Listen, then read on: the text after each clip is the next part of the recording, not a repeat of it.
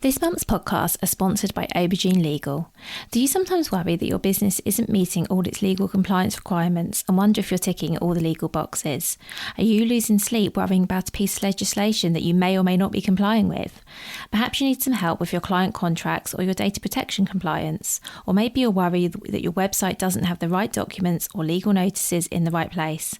Perhaps you have a brand that you want to protect with a trademark. How about if you could outsource it all and eliminate all of your worries? If so, then get in touch with Aubergine Legal, a friendly commercial legal consultancy offering practical and clear commercial legal advice without the overwhelming legal jargon, taking the worry away and helping you to protect your business and minimise your risks. Aubergine offers a free 30-minute consultation if you have any questions or want to find out if they can help, and you can access this link and book your free 30-minute call via the link in the show notes. Welcome to the Bring Your Product Idea to Life podcast. This is the podcast for you if you're getting started selling products or if you'd like to create your own product to sell. I'm Vicky Weinberg, a product creation coach and Amazon expert. Every week I share friendly, practical advice as well as inspirational stories from small businesses. Let's get started.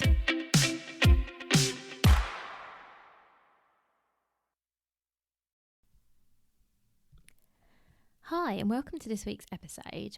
This was an episode that I really wanted to record as I know that right now things are perhaps a little bit tough. I know lots of businesses are seeing less sales on Amazon and everywhere else, and I wanted to record this probably fairly short episode to give you some really practical ideas of things you can do to improve your sales, cut down your costs, or both.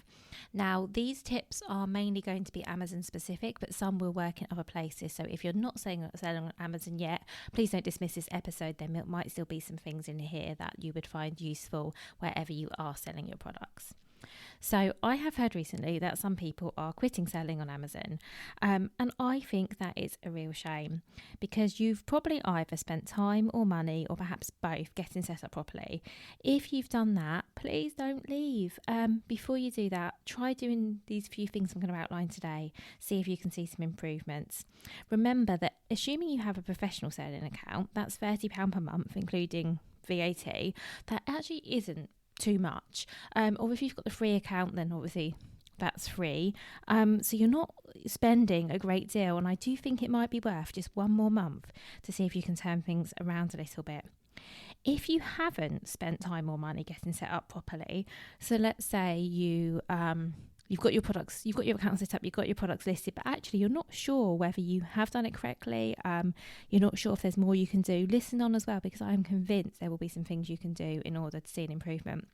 And I should also say that you can always put your account into holiday mode when you're doing all these things, if you need to as well, if you're worried about having your account active while you're working away on it too. I have plenty of podcasts that cover how to get set up on Amazon well, and it's a sort of going through how to do it, but also lots of advice on how to do it really, really well and get your first sales. So do go to the show notes for this. I also have a freebie that you can get from my website about how to get off to a great start on Amazon, and this is all free and all linked in the show notes. So now I'm going to run through some ideas with you, and the first few ideas I want to talk about are ways that you can save money.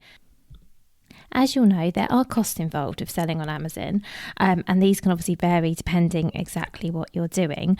So if you can reduce your costs, that will obviously help massively. So let's start there. So the first thing I'm going to suggest you do is review any sponsored products ads that you have running, and right away I want you to stop any that aren't performing. Well, a bit of a caveat there because it depends how badly they're performing. So I think you either want to stop them, you want to decrease your budgets, definitely, and if there are campaigns that are not performing where you want them to be, as well as decreasing your budgets, I would also suggest doing a bit of optimization, actually even optimize the ones that are doing well, because that will still save you money, and I'll talk in a moment exactly what I mean by that. But let's start off with, I mentioned, stopping your ads, and then I stopped myself and said, well, maybe you don't want to stop them. Let's talk about why I wasn't so clear on that. Something I get asked quite a lot is what the ROAS and ACOS should be on Amazon ads. People say, Vicky, where should I aim at? What, do I need to be below 30%? This is ACOS, or 25% or 20%. And I always say, this really depends on you and your business. every single one of my clients has a different threshold. They have a different number that they say, yep, this is good. And that obviously depends on their own margins. You need to know what works for you. You need to know what you're aiming for. You need to know at what point you're losing money, at what point you're making money. And if you're not seeing the return you want on a specific ad, you need to stop it. If your ads are performing okay, as I've mentioned, I think it could be worth decreasing the daily budget. So you're spending a little bit less while you're working on optimizing them to get them to perform a bit better for you. So when I talk about optimizing, there are two really, really simple things you can do. So the first thing is have a look at anything you're targeting. So I'm assuming, by the way, that you're running manual sponsored products campaigns. If you don't know the difference, manual are ones where you choose what you're targeting. So maybe you are targeting ads to other ASINs, other people's products that are similar to yours, and you are paying money to be advertising on their listings. Maybe you're targeting keywords. So somebody's going to type a keyword into the search bar and you want to pop up at the top of page 1 for that keyword, so you're paying to be there. So that's what I talk about when I talk about targets. And if you set up a manual campaign, you tell Amazon what they are. An automatic campaign is where Amazon, based on the content of your product listing, decides what's relevant. So they will show your listing on what they believe to be relevant competitor products and for relevant search results.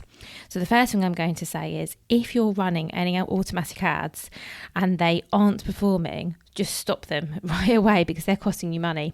In fact, even if they are performing well, I still suggest running your advertising reports and look on a target level, so an ASIN and keyword level, what is costing you money but not generating sales, or is returning, a poor return on investment, and just add those as negative keywords right away.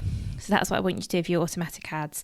But I'm hoping that you're running manual ads, because you can keep such a closer eye on them, and you can adjust things so much easier. So the few things I want you to stop is, if you see some kind of target that has spend against it and no sales, and what that level of spend is, again, will be up to you. But let's say, for argument's sake, you've spent £25 this month on a certain keyword and you've had no sales. Stop it. In my opinion, anyways. In my opinion, I would stop it.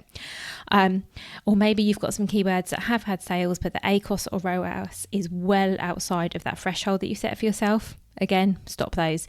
That's two really simple things that you can be doing, and I suggest doing right away, and also reviewing really, really often, once or twice a week. Go in, have a look what's performing, what isn't. Also have a look at your search terms and see, is there anything that you should be adding in. So anything that's generating you sales, but perhaps you're not targeting directly because your campaign's set up as a broad or phrase match. Add those in as an exact match, and hopefully that will help you too. My next tip is actually a bit counterintuitive, because it won't necessarily save you money. In fact, it probably won't save you money. But let's say that you've gone to do this exercise and you're going, well, Vicky, my campaigns are performing really well, like they're doing amazingly. If that's the case, why not try increasing your budget? So as I say, it's not going to save you money, but by increasing your budget, it might be that you also see an increase in sales. You might not. And if you don't, that's fine. You can obviously put that spend back down again. But if your campaign's performing well, I do believe it's worth a try, especially if you're getting those emails, the ones that you might get that tell you that your campaign's out of budget every day. If you're getting those and you're making sales and you're getting a good return, and you can afford to, of course, is the final caveat, and perhaps put a little bit more money behind them. So the next thing you can do to save money, and I promise this one actually will save you money, is review your inventory. So if you are using FBA, so that's Fulfilled by Amazon, have a look at how long your products have been held by Amazon and what your storage fees are like. Are you paying, do you have hundreds of units in stock? Are you paying loads of money for that? Should you get some stock returned to you? There is a cost for doing that, so it might be that isn't feasible. It might be that it's actually cheaper for you to run a promotion or to set up some ads to try and sell that product through a bit quicker. If you've been using FBA and it's costing you way too much, let's say you did what I did with my first order and sent in hundreds of units and they're just not selling quite fast enough, is there another option? Could you get your stock returned to you and fulfill orders yourself? Is there another way of fulfilling them? Have a think about what your options are and cost everything out, because it might be that, particularly if depending on the size of your product, that actually you're paying a lot of money to have it sat in an Amazon warehouse, and you really need to do something to get it moving to reduce or stop those long-term storage fees. If you are fulfilling orders yourself, make sure your shipping price makes sense. Again, this may not directly save you money, but hopefully it will impact your sales. I bring this up because I worked with someone this week and their shipping costs made absolutely no sense to me. And if they didn't make sense to me, I really feel like they wouldn't make sense to the customer either. So I'm going to give you my best advice here for setting your own shipping costs if you are fulfilling orders yourself. If you can offer free shipping, offer free shipping. That's great. Then it's kind of comparable with Prime, apart from possibly your order won't arrive at quite the same speed. But customers who buy on Amazon are quite used to not paying for shipping. Well, you are, because but it's paid as part of your Prime account. So but it feels like you're not paying for shipping, and customers get used to that. So if you cannot charge for shipping, I always suggest doing that. You've probably heard me say that before. If you have to slightly increase your product price to factor that in, you can do that if it makes sense. I'll talk a bit more about product price in a moment. If you can't do that, I would suggest sticking with a flat price, a flat shipping price for all your products. Perhaps you want to charge a bit more for expedited shipping if that's something that you offer. If you're thinking, actually, this isn't possible because some of my products are really small and only cost a couple of pounds to post, but some of my products are a lot larger, then why not set up tiers based on weight? So you could do that. So you could say, okay, for orders up to this weight, I'm going to charge this much, and over this amount will be that much. Or set up different shipping templates for different types of products. So I suggested this to the client I was working with this week, that some of her products are very small, and I said you could have one shipping template that works for those products, and then you could have a different template with different pricing for your bigger, more expensive products. And I think that makes sense, because it honestly could come down to the fact that someone isn't buying from you because they go, well, why, I'm paying this for the product, I don't want to pay that on top for shipping. Sounds like a really small thing, but think about it, because we're customers too, aren't we? We all, I'm assuming, shop online. I've definitely not shopped on websites before because either something's going to take too long to get to me, or because I don't want to pay what they want to charge for shipping, especially if, as is often the case on Amazon, you can buy a similar product from somebody else and either shipping is faster or it's cheaper. So do think about that. While I'm talking about price, and I did say I would talk more about this, think about the price of your product. Does it still make sense? Can you increase it slightly? As I say, this isn't about saving you money. I guess it's about making you more money, but it's worth thinking about. So I was speaking to a client recently who has been selling their products on Amazon for 8 years. And in 8 years, their product price has not changed. Now, I'm not saying it necessarily should change, but because the product has been on Amazon for a long time and it does well, makes a decent amount of sales every single month, they weren't really looking at the market. So they weren't looking at their competitors and what they were doing, because they were really confident they've got a great product, it's got great reviews, it sells well, they've got great listings. So they weren't looking at any of this. And I asked a fairly innocent question to do with price, and then we went to have a look at it together and realised that their product was so much cheaper than other comparable products. And that's, by the way, that could be fine. And that client could say, do you know what, I'm happy with my product price. But I did suggest to them, actually, you could raise your price by a couple of pounds, still be the cheapest, by the way, but that just gives you a little bit more per sale. And I'm not suggesting increasing your product price just to make you money. You've probably heard me talk about price before. I feel like the price has to make sense. Customers aren't going to pay more just to line your pockets, if that's the right saying. But if the price makes sense in the marketplace and you've got a great product and you've got great reviews and you've got a sales history, why not? And remember, if you put your price up just a little bit and it does impact on your sales negatively, you can put it down again. And you know how it is on Amazon. You make the change in 10-15 minutes, it's live. So it's not something you're sticking with forever. So do think about that too. As I say, that's only if it makes sense, but I do think from time to time it is worth, particularly if you're only selling on Amazon, this is your only marketplace, or perhaps just Amazon and your website, I think it can be worth actually looking and saying, okay, does my price still make sense, particularly if you've been selling for a long time? So now I want to talk about a few ideas I have that will help you increase your sales and will cost you nothing but time, because I'm aware that some of the ideas I've spoken about, for example, ads, are going to cost you a little bit of money. These should only cost you time. So the first thing I'm going to suggest you do is review your product listings. Now, if you have a lot of product listings, and some of my clients do, you might have some listings that aren't active right now. You might have some listings that are actually suppressed by Amazon and you don't even know about it, either because they haven't informed you, which happens a lot of the time, or because they haven't, you've missed an email. And often these are really, really simple fixes. So this week I have worked on an Amazon account audit for a client, which is something that I offer. And when I went through this client's listings, I actually found 24 listings that weren't active, that my client wasn't aware weren't active, because of really small things. So for example, size information missing, non-compliant image missing, and all of these things can be fixed. I think in an hour we could actually fix all of these issues, and suddenly the client has 24 more products that a customer can buy. So that's just one really small example. Of course, if you've got a small inventory, this might not apply to you, but I do work with sellers who have hundreds of products listed. So this is definitely something that's worth looking at. So let's assume that your listings are all active. I think that's the first thing to check. Next thing to think about is, are your listings fully optimized? So do you have great text? Have you carried out keyword research? Are the keywords included in your text? Do you have great images? Do you have A+ content set up? I've spoken about all of these things in depth in other episodes, which I'll link to in the show notes. So I'm just going to give you a brief summary here because I know you don't need to hear me say the same thing over and over again. Plus, I promise you this will be a fairly short episode. Bottom line is, everything needs to be well optimized.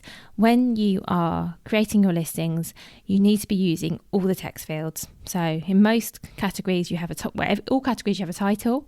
In most you also have 5 bullet points, and then you have some description. Use all of these. Also use the back end search terms fields as well. Make sure all your keywords are in there, and of course carry out keyword research to do that. Ensure you know what people are searching for, and that those phrases are in your listing, and of course in your campaigns as well if you're running any. Have great images. If your images are a bit dated, maybe you put your listing up a couple of years ago and at that time you had photos that you were like, okay, these are okay, they'll do for now. Maybe this is a time to update them, get some new images taken.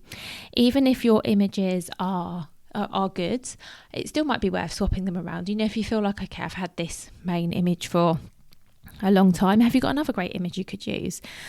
Is it time to get some infographics or other kind of graphics created to enhance your listings? Speaking of enhancing your listings, I mentioned A+ content. If you don't know what this is basically enhanced content on your listings. It means that when you scroll down and look at your product listing, you might see more text and graphics and images and comparison charts and all kinds of information about the product and the brand. As long as you have a UK pending or existing trademark, you can apply for what's called Amazon Brand Registry and get the A+ content. It's a fairly quick and simple process, much easier than getting set up on Amazon in the first place. And by having this, you can also have a store and access to a few other features as well. As I say, it's free, and if you have a trademark, I definitely think it's worth doing. And this could be another way that you could enhance your listing. So perhaps you can add a little bit more content. Perhaps adding a video would make a real difference to your conversions. As I say, all of this is free to do. So if you haven't, it's definitely worth thinking about. I would also think about, have you listed all of your best-selling products? Because let's face it, we're all really busy, and it might be that you've listed most of your products, but you haven't got around to creating all of your listings, because like I say, you're busy. Or maybe you just weren't sure if things would work out, so you only listed a selection of products initially. But I think now is actually the time to do it. Make sure you do it well, as I've already been speaking about. But if you have some products that sell really well elsewhere, and of course you believe that they're a good fit for Amazon, why not just get them listed? Because if they're not on there, you can't sell them, is the bottom line. I also would suggest working on getting reviews, although I always hate saying this because I know how tricky it is. Getting reviews is really, really hard for absolutely everyone. And all you really can do is ask, because you can't incentivize people to leave you reviews. That's against Amazon's policies. You can send emails via Amazon, via Seller Central, to anyone who hasn't opted out of receiving these. So you can send automated emails asking people for reviews. In my opinion, I don't know how well these work. I think a lot of people have opted out of them. I mean, I know that I have. and we all get so many emails. I don't know if that's the right way. But you could put a polite request in with your product packaging, just saying if you enjoy this product, please consider leaving a review. Can't hurt to ask, right? That's what I figure anyway. Or maybe you could use Amazon Vine. So Amazon Vine is a program, if you haven't heard of it, where Amazon reviewers who have been selected by Amazon are offered your product at a reduced price, on the understanding that they will write a review. So there is a cost for Vine. So this actually isn't free. I said these were going to be free, but this one isn't. But it could be worth looking into if you're struggling to get reviews other ways and you think, do you know what, if my product just had some reviews, I feel like they'd convert a little bit better. Other things you can do is work on telling people that your listings actually exist. So did you get set up on Amazon and then just not tell anyone? You might have heard me say this before. It's really, really hard to get started on Amazon. So I guess this is different to if you've been on there for a while. You know, if you've been on there for a couple of years and you're seeing less sales, I guess this won't be as relevant. Although actually you could still remind people that your products are available there, particularly if they're available on Prime, for example. Nothing wrong with letting people know. But if you haven't actually been on Amazon for long and you're not seeing much traction, first thing I would do is check, that your listings are as good as they possibly can be, so that your listings are really well optimized. I mentioned this briefly above, and as I said, I've got episodes specifically about this that you can go and listen to as well, that go through exactly what you need to do to have a great product listing. So once you've done that, I would suggest doing everything you can to share your listings. So for example, you can share them on your social media, your website, your email. By the way, personal social media as well. You don't need to share this on your business social media. You can text or email or do it however you want to contact friends and family, ask them to share it out. Unfortunately, especially when you just first get started on Amazon, it's really hard to get found, and you do need to put a little bit of work in. So if you haven't been on there long and you're not seeing the sales that you would expect, first check you've got great listings and then get out there and spread the word, because I promise that will help. So the final ideas I want to share with you do involve spending a little bit of money. So only do these if you can afford to. So the first one is, if you're not doing any sponsor products campaigns, perhaps you want to start one. You honestly do not need to spend a lot of money on these. You can just do a couple of pounds a day and see how you go. If you're going to, I would suggest you target your best-selling products, so the ones that sell well anyway, or best converting products perhaps, or you could do a sponsored brands ads and highlight a few, or maybe you can do an ad to drive people to your store. So it really depends on what it is that you're trying to increase sales of. Another tip is, if you have a product that has lots of variations, I would suggest either using the cheapest option in your ad, so the one you drive the ad to, or your best selling variant or the best converting variant in the actual ad. Something I see people do, if they have a product, say in lots of different colours, is often they'll set up an ad and they will target every single colour that they offer. But actually, if you have a black and a blue and a red and a white, and you hardly ever sell the black, but the blue sells really well, just target that one, because otherwise you're spending money on listings that may not convert. So that's just a little money saving tip if you're going to be spending money on ads. You could also set up discounts or promotions. You can do lightning deals, Prime exclusive deals, discounts, vouchers. Again, I have podcast episodes and blog posts about all of these, but it's something to consider. So maybe you're going to do a sale price of 10% off for a week, or maybe you're going to do a voucher where people can get 20% off for a certain amount of time. Multi-buy deals are really good as well, especially if your products are on the lower end. So you might do a 3 for 2, for example, or you can also set up offers where if you buy one product you pay full price, but if you buy 3 you get 10% off, or whatever it is. Just have a little play around here, because people like a deal, and I do feel that especially if you're actively working to improve your sales on Amazon, it's worth trying a few things, because you don't know what it'll be that will work for you, and I don't know what it'll be that will work for you. Because I can tell you that what works for my clients, it isn't the same for everyone. Some people, set up sales and do really well. Other people set up multi-buy offers and they do really well. Lots of my clients, in fact, all of my clients are doing really well with their ads at the moment. So it really does depend. And I wish I had one thing I could say that will work for everyone, but do spend some time and try a lot of this. And certainly don't give up until you feel like, actually, I've done everything. Only give up then. Don't, especially as I say, if you've either been on there some time and you've got traction, or if you're fairly new, definitely give it your all. Although, final thing I'll say, and I hate to leave on this note, is that if things really aren't working and you do try all of my ideas and you still get no traction, particularly if you're new to Amazon, this is different, I guess, if you've been on there for years and you've historically done well and now you're seeing a decline. But if you're fairly new and you just can't get any sales and you're trying all of these things, one question I want you to honestly ask yourself is whether it's the right marketplace for you and your products. I never like to say this, by the way, and at least once a week I have someone come that wants to work with me, and I have to really politely say, I don't think I can help you because they sell something that I know is not a great fit for Amazon. I either know this, by the way, from experience, or I know this because I do some research, and I just feel like, actually, I obviously want people to do well, and I don't want to take on people who, are prepared to put money behind it, but their product perhaps isn't the right fit, or perhaps there's tons of competition, because ultimately I want all of you to do really, really well.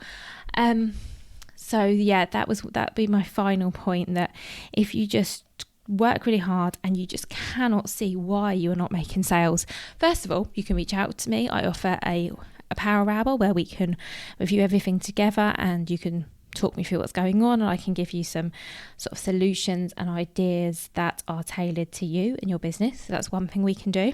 But if not, I would definitely consider, is your Amazon the right place for me, or is there another marketplace that will work better? I said at the outset of this episode, don't just quit, don't just stop right away. But I feel like if you've done everything you can and you realise that actually this isn't the best place for your products to be, that isn't quitting, that's completely different. What I just don't want you to do is to stop without, giving it a good go, because as I've said so many times, you'll be sick to death of me saying this, it is hard. Amazon is not an easy place to sell. It doesn't mean it's not worth it. I work with so many sellers. I work with sellers who do amazingly on Amazon, but I don't think I can think of anyone who does amazingly on Amazon who hasn't put the work in to get there. And I think that's really, really important. So I'm going to leave with that. If you need any help, you know where to find me, VickyWeinberg.com. Please don't get stuck on this. Please don't panic. I'm always here to help. So thank you for listening right to the end of this episode, and I'll be back with another interview next week.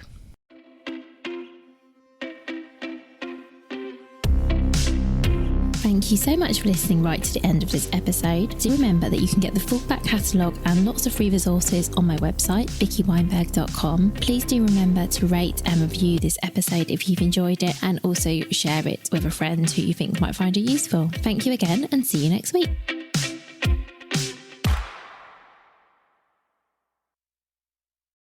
If you've been inspired to start a podcast in 2024, I really recommend my podcast host, Captivate. Captivate were my top pick when I started podcasting 4 years ago because of how easy it was for a complete novice like me to get started. I've stuck with them for the last 4 years because Captivate is still really simple to use.